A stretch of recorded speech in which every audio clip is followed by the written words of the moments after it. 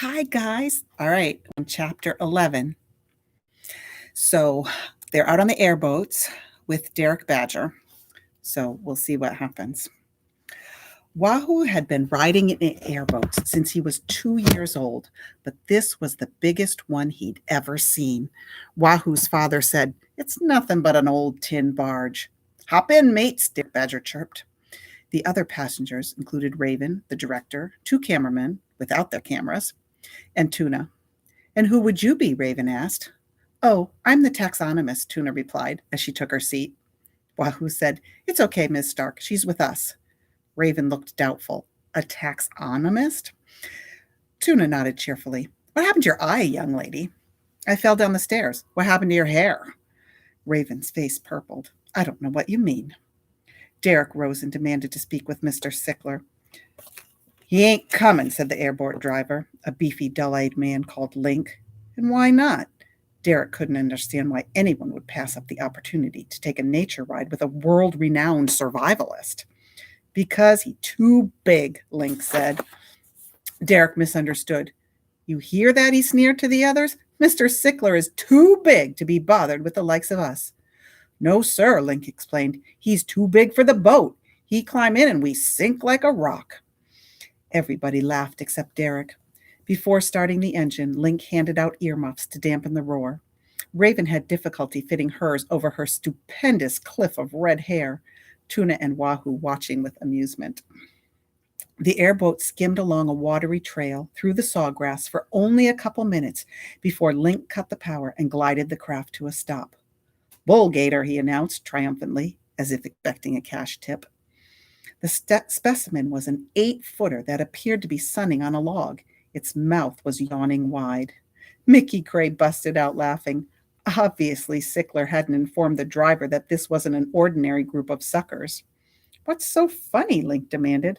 "That poor thing's stuffed," Mickey said, yanking off his earmuffs. "No, it ain't." Derek Badger stared curiously at the motionless reptile. It was a closely guarded secret that Expedition Survival occasionally used taxidermied animals when the live ones were not cooperating. Still, he couldn't tell if the alligator was real or not. Raven elbowed the director, who spoke up. "We're not here for the tour," he said to Link. "We're scouting locations for a TV production." The driver pondered that information, then said, "That un's old Sleepy. He'll be round here tomorrow. You want to get some video for your show." Mickey moved to the bow. "That gator's way beyond Sleepy." "Let it go, Pop," Wahoo implored. "But they're lying to everybody. It's a scam." "Tourists don't know any better," said Wahoo. His father's shoulders stiffened. "I wasn't talking about tourists, son. I was talking about nature. It's an insult to nature, putting a stuffed specimen in the middle of the swamp." Tuna whispered, "He's got a point." Wahoo grunted. "Don't encourage him." "Mister, sit down," Link snapped at Mickey from the stern of the airboat. "Yes, Mr. Cray, please," said Derek. "Who cares if the alligator's fake?" "But he ain't." It was Link, looking both confused and indignant. For a moment, Wahoo wondered if the man actually believed that old Sleepy was alive, napping in the exact same place, in the exact same pose, week after week, month after month, never moving a muscle. Mickey was squinting and rubbing his brow again. "Show some pride, brother," he said to Link. "Tell Sickler to put the stupid thing in the gift shop where it belongs." Link scowled hatefully. Derek spun around and muttered something to Raven that Wahoo couldn't hear. "Out of my boat," Link commanded. Mickey looked at Wahoo and shrugged. "See what we're dealing with?" "Sit down, Pop." "Not a bad idea," said Tuna. Derek huffed. "We're wasting valuable time. Let's go." Wahoo's father pointed wryly at old Sleepy. "You want to practice your wrestling skills, Mr. Beaver? There's one gator you can probably handle." "Very funny," said Derek through clenched jaws. Link was not amused. He charged to the bow of the airboat, seized Mickey Cray by the seat of his pants, and heaved him like a sack of cement into the water. The director crammed a knuckle into his mouth to stifle a laugh. Wahoo's father, who was an excellent swimmer, began paddling on his back in a circle, like a lazy otter. "Paradise," he said. Derek snapped 2 fingers at Raven, who told the driver to start the engine. Link grinned, showing more gums than teeth. "We be gone." "But what about Mr. Cray?" Tuna cried. Considering Link's temper, Wahoo decided his father was probably safer in the water than he was on the boat. Don't worry about Pop, he said, repositioning his earmuffs. He'll find his way. Good grief. The crew of Expedition Survival was using Sickler's Jungle Outpost in Juice Bar because Raven Stark's request to base the program in the Everglades National Park had been rejected. A secretary for the park superintendent had informed Raven that, because of the earlier egg robbing incident at Yellowstone, Derek Badger had been blackballed from the entire federal park system. For how long? Raven had asked. Eternity, the secretary had replied politely. Stickler's place turned out to be a convenient one for scouting video locations using airboats. The director of Expedition Survival selected for the first camp a tree island, far out of sight of the highway. The island was surrounded by a natural moat that was shallow enough to wade, but then the crew encountered a fierce tangle of thorny vines and clawing shrubs. It required tough work with sharp blades to hack a path into the cool canopy of the interior. Sickler's boat drivers spent the remainder of the afternoon shuttling back and forth between the dock and the campsite, hauling the crew's tents, provisions, and gear. Wahoo and Tuna found some shade on the porch of the souvenir shop and waited there for Mickey to return. They made small talk and avoided the topic of fathers. Tuna captured a brilliant green anole lizard and helped Wahoo memorize its scientific name, Anolis caryolineus, which was a mouthful. Then out of nowhere she asked, "You got a girlfriend, Lance?" "Please quit calling me that." "So that's a yes?" "No, Lucille, I do not have a girlfriend." "How come?" "'Cause I'm too busy." "Oh, please. Boys are never too busy for girls," Tuna said. Wahoo was desperate to change the subject. He had told her the truth. He'd never had a real girlfriend. Most of his time, outside of school and sports, was spent tending his father's animals. It was a high-maintenance, two-man operation. "I had a boyfriend once," Tuna volunteered. "His name was Chad, and he could do 100 push-ups. Unfortunately, he had the personality of a cabbage, so I dumped him." "Dumped him where?" "Ha ha," she said. "Aren't you ever going to tell me what happened to your thumb?" Wahoo was thrilled to be talking about something else, even a foolish injury. "Alice ate it," he said. "My fault totally." "Can I see?" Without waiting for permission, Tuna reached over and took his right hand. She touched 2 fingers to the bony scar in such a gentle and curious manner that Wahoo didn't mind at all. The delicate lizard, which she'd placed like a green brooch on the collar of her camo coat, jumped to the deck of the porch and disappeared between the planks. "If we lose this job," Wahoo said, "the bank's going to take our house." He was starting to realize he was holding her hand, and she was squeezing back. "Yesterday, they left a message on my cell phone. Actually, it's our cell phone. Me and Pop share." Tuna puffed her cheeks in sympathy. "I know all about banks. That's how we ended up living at the Walmart. But here's the difference, Lance. Nobody's drinking up your mortgage money the way my old man did. At least your dad's out there trying. You saw what happened on the airboat today. It's only a matter of time before he gets us fired from the show." "No, he won't," Tuna said, "because he won't let that happen." "You don't know him like I do. And you don't know me." She smiled and let go of his hand. "Now look sharp. We've got company." Raven Stark marched up the steps of the porch and asked to speak to Wahoo privately. Tuna departed with an impish wave, leaving Wahoo stranded. "Listen to me, young man," Raven began sternly. "Your father's pushing his luck." The remainder of her lecture was drowned by the rising whine of the helicopter revving. Raven glanced irritably over her shoulder. Turning back to Wahoo, she shook a finger and mouthed the words, "One more chance, Buster." Then she bustled off toward the vacant lot where the chopper carrying Derek Badger was preparing to depart. Wahoo heard someone call his name, and he jogged down to the water.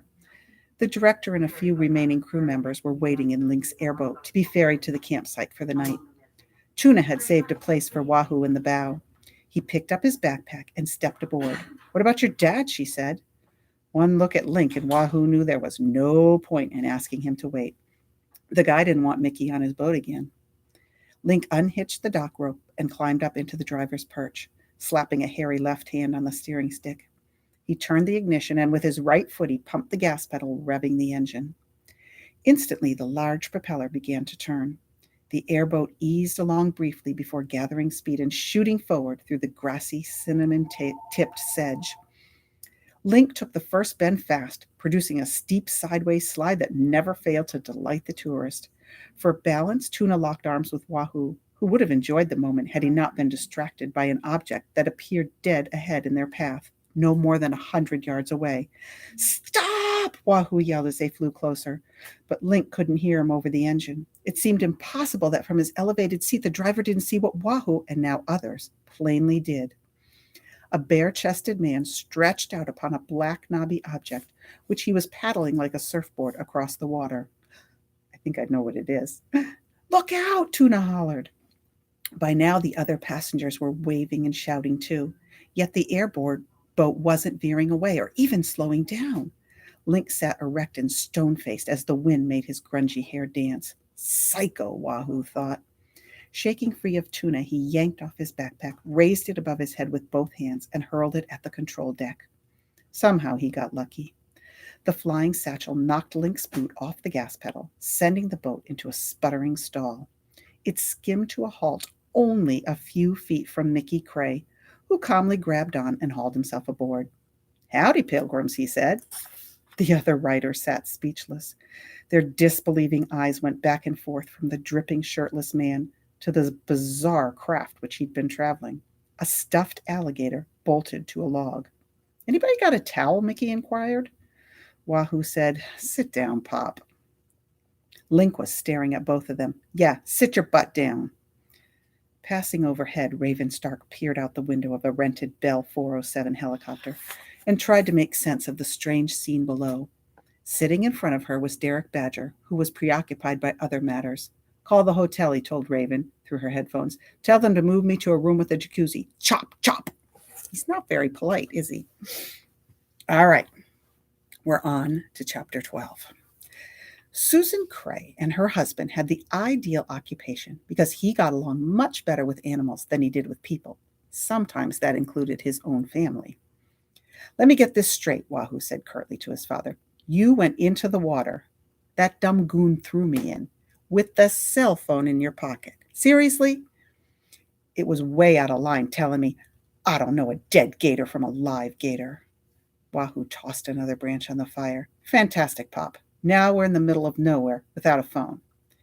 Mickey seemed unconcerned. "We can always borrow your girlfriend's." "Not to call China we can't," said Wahoo, "and she's not my girlfriend." The Crays had pitched their own small camp away from the TV crew because Mickey didn't want to be around Derek Badger. Deep in the hardwoods, they were shielded from a breeze that would have otherwise kept away the mosquitoes. Now they were losing blood by the pint to the ravenous swarms. Wahoo set up a separate pump tent for Tuna, who poked out her head and said, "I hear you two characters talking about me." Mickey didn't miss a beat. "Does your cell phone have one of those international chips?" "Don't worry, I got a credit card." Barely, thought Wahoo. Tuna pointed up at the clouds. "No signal way out here, Mr. C. Maybe when we get back to the dock." "Sorry, son," Mickey said to Wahoo, pretending Wahoo was more bummed than he was. Twice they'd tried to reach Susan Cray from the house before leaving on the Everglades trip, but all they'd gotten on the other end was static. Tuna announced she was taking a walk. Wahoo's father told him to go with her. "What for? 'Cause you're a gentleman?" Mickey looked serious. "Don't make me ask twice." Wahoo brought a flashlight, mainly to make sure they didn't step on any water moccasins or pygmy rattlers. A curtain of low, ragged clouds blocked out the stars and the moon. The night air was warm and heavy. Wahoo wondered if a thunder shower was coming. Above the western horizon, they saw white pulses of heat lightning. Centuries of water had shaped the island like a teardrop. The tallest trees clustered at the fat end. Tuna rattled off their Latin names as she walked. Myrica surfera, waxed myrtle, Annona galbra, pond apple, and Magnolia virginiana, swamp bay. Wahoo asked if she had a photographic memory. She said, "No, dear, I just study." Before long, they heard voices, and through the trees they saw the campsite of the expedition survival crew. No fire was burning, but the clearing was well lit by cheesy bamboo tiki torches. A young woman from the catering company was cooking T-bone steaks on a big stainless steel stove of the type used at fancy river camps in places like Alaska. The director, cameraman, and sound technicians sat in a half circle of folding chairs, drinking beer, slapping at bugs, and laughing boisterously. "Turn off the flashlight," Tuna whispered to Wahoo. "Let's get closer." "No way, we're not going to spy." It's not spying, Lance. It's observing. They crouched in a thicket of cocoa plums and inched forward. The crew members were taking turns telling stories. Wahoo couldn't make out every word, but he got the gist. Even the catering lady was giggling. Who are they talking about? Tuna asked Wahoo. Take a wild guess. Not Mr. Badger. I'm pretty sure. They stopped moving so they could hear better. The next story, which was recounted uproariously by the show's director, involved a close up scene in which Derek accidentally snorted a live earthworm up his nose. That made him sound like a horse's ass, Tuna whispered cheerlessly. You know how people talk when the boss isn't there. Tuna had been around Derek long enough to know the truth. She was a genuine fan, one of the millions. So it would take a while for her to accept that real life Derek was a different person from the one she saw on TV. Earlier, Wahoo had noticed her disappointment when she learned Derek was staying at the luxury hotel, not roughing it in the swamp, but he pretended to do the show. She tugged Wahoo's sleeve. Somebody's coming. Be still. One of the cameramen had left his chair and was cautiously making his way into the unlit wooden area where Wahoo and Tuna were hiding. He was only a few steps away when he stopped beside a bay tree and began to unzip his pants. Oh no, thought Wahoo, not here. In the shadows, he couldn't see Tuna's expression, but he could sense her alarm. He touched her arm so she would stay calm. If the two of them were caught snooping, Raven would immediately fire Mickey, just as she threatened to do. Tuna gently pushed Wahoo's hand away. Next, she did something completely unexpected. She grabbed one of the cocoa bushes and began to shake it. The cameraman, who was about to relieve himself, froze at the rustling noise in the darkness. Tuna wasn't finished. She let out a low, rising growl that an untrained ear could easily have taken for an unhappy bear or an ill-tempered bobcat or even a mama panther. With a yelp, the cameraman wheeled and took off running for the campsite, crashing out of the tree line at full speed. Something's big out there, he hollered to the other crew members. I heard it. A wave of laughter followed for the frightened fellow, who had neglected in retreat to pull up his zipper. Tuna said, that was seriously rude. He almost peed on our heads. Wahoo was on edge. Let's get out of here. Wait a minute, he dropped something. Come on, Lucille. Before one of the others needs a potty break. I said, hold on. She darted up to the bay tree and snatched an object off the ground. Wahoo, who was already slipping away, heard twigs cracking as she hurried to catch up. Only when they were safely out of sight, deep in the trees, did he turn on the flashlight to see what the cameraman had left behind.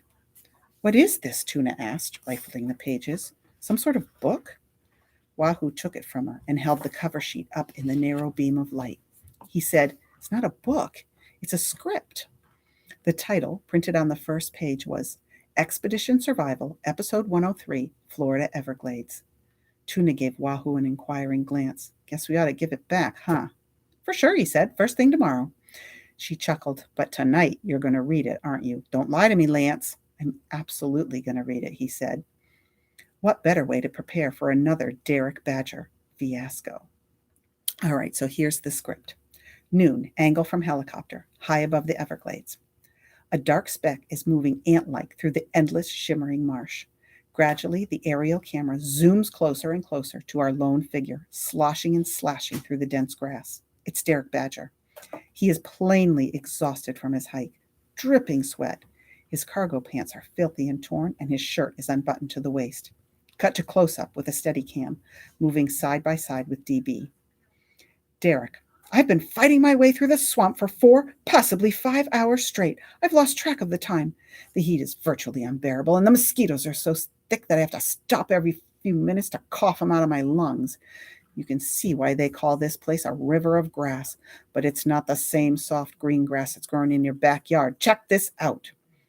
Derek bends down and breaks off a piece of sawgrass, which he holds up for the camera. Cut to close-up of Derek's forefinger as he slides the edge of the grass blade across his skin, drawing blood. Derek, see? Like a barber's razor. They don't call it sawgrass for nothing. He licks the droplet from his finger and continues his lonely trek. Derek, time is running out. It's absolutely essential that I locate a safe place to build a small fire and dry out these soggy clothes, hopefully before the sun goes down. That's when the predators come out. Alligators, panthers, bears, and pythons big enough to devour a full-grown man. As always, I brought no food or water on this expedition. Everything I eat and drink, and believe me, I'm bloody famished, will come from the natural bounty of this savage but magnificent wilderness. Cut to medium shot. Derek digs into a pocket and pulls out a Swiss Army knife and a plastic straw. Derek, see, this is all I brought. My trusty Swiss knife and a clean straw. Two simple but essential tools of survival. DB marches on. Cut to Steadicam shot. From Derek's point of view, the sawgrass flattening ahead of him as he trudges forward. Derek's voice, surprised and hushed. Whoa, what was that? Cut back to medium shot of Derek, still as a statue. He's peering with great intensity into the brown, shin-deep water. Derek, whispering, I just felt something slither between my ankles. It was either an eel or a snake, hopefully not a poisonous one. The Everglades is literally crawling with deadly cottonmouth moccasins. One bite, even from a baby, and I could be a dead man. Ah, there it goes again. Derek drops to his knees with a splash. He stabs both arms into the murky water, probing and groping until... Derek, gotcha! He pops to his feet, holding up a very confused, very angry blank. He pops to his feet. Crikey, what a feisty little bugger! Cut to a close-up of the blank, writhing and snapping. Derek, I'm afraid it's not your lucky day, mate. Dangling the blank, he turns to look in the camera. Derek, triumphantly, dinner. Cut to medium shot of Derek, turning a shoulder to the camera as he twists the neck of the blank. I assume the blank is whatever they're going to find and fill in. Killing it instantly. He coils its limp body and places it in a pocket of his cargo pants. Then he resumes his journey. Derek, soberly, I get no pleasure from taking the life of any wild creature, but if I don't eat, I won't have the strength to keep going. When you're in a desperate survival situation, you must do whatever it takes to stay alive. Hovering above, the helicopter-mounted camera pulls back its focus until once again Derek is a speck on the savannah, which unfolds in all directions as far as the eye can see. He is completely alone. Wahoo slapped the script closed. I can't show this to Pop. He'll go ballistic. Tuna looked bothered. What kind of animal is the blankety blank supposed to be? Whatever's handy. A snake, a frog, a turtle. You've seen the show. Derek always fries up something. They were hunkered by the dwindling campfire and using the flashlight for reading. Mickey Cray snored in his tent. I watch this show every week, said Tuna, and I never knew the whole thing was written out beforehand. I thought all that stuff just happened. Wahoo had to remind himself that most people had no idea how nature programs were produced. Lots of time and money were spent making every animal encounter appear spontaneous and real, even though the scenes were carefully planned in advance. Derek's probably pigging out on a big juicy steak at the hotel tonight, Tuna said morosely, and a humongous slice of key lime pie. Then why does the script say he's got to go kill a blankety blank for food? Because, Wahoo said, that's one of the things he's famous for. Tuna planted her chin in her hands. All those times on TV when he swallowed some little mouse or salamander, I thought he was really starving. Am I stupid or what? You're not stupid.